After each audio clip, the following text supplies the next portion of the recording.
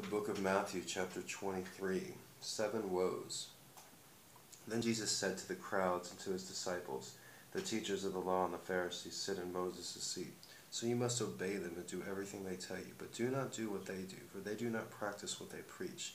They tie up heavy loads and put them on men's shoulders, but them themselves are not willing to lift a finger to move them. Everything they do is done for men to see. They make their phylacteries wide and the tassels of their prayer shawls long. They love the place of honor at banquets and the most important seats in the synagogue. They love to be greeted in the marketplaces and have men call them rabbi. But you are not to be called rabbi, for you have only one master, and you are all brothers. And do not call anyone on earth father, for you have one Father, and he is in heaven. Nor are you to be called teacher, for you have one teacher, the Christ. The greatest among you will be your servant. For whoever exalts himself will be humbled, and whoever humbles himself will be exalted. Woe to you, teachers of the law and Pharisees, you hypocrites! You shut the kingdom of heaven in men's faces. You yourselves do not enter, nor will you let those enter who are trying to. Woe to you, teachers of the law and Pharisees, you hypocrites!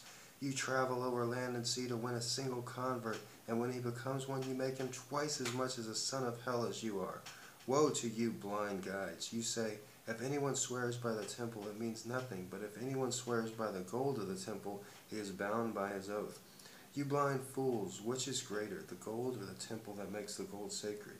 You also say, if anyone swears by the altar, it means nothing, but if anyone swears by the gift on it, he is bound by his oath.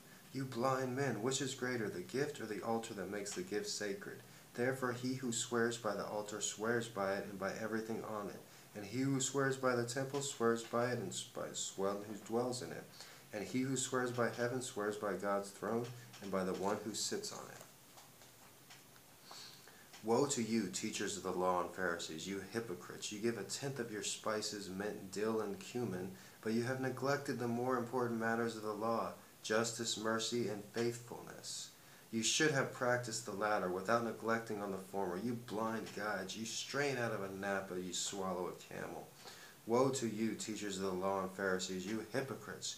You clean the outside of the cup and dish, but the inside are full of greed and self-indulgence. Blind Pharisees, first clean the inside of the cup and dish, and then the outside also will be clean. Woe to you, teachers of the law and Pharisees, you hypocrites! You are like whitewashed tombs, which look beautiful on the outside, but are inside full of dead man's bones and everything unclean. In the same way, on the outside you appear to people as righteous, but on the inside you are full of hypocrisy and wickedness. Woe to you, teachers of the law and Pharisees, you hypocrites! You build tombs for the prophets and decorate the graves of the righteous. And you say, if we had lived in the days of our forefathers, we would not have taken part with them in the shedding of the blood of the prophets. So you testify against yourselves that you are the descendants of those who murdered the prophets. Fill up, then, the measure of the sin of your forefathers. You snakes, you brood of vipers, how will you escape being condemned to hell? Therefore I am sending you prophets and wise men and teachers. Some of them you will kill and crucify, others will flog in your synagogues and pursue from town to town.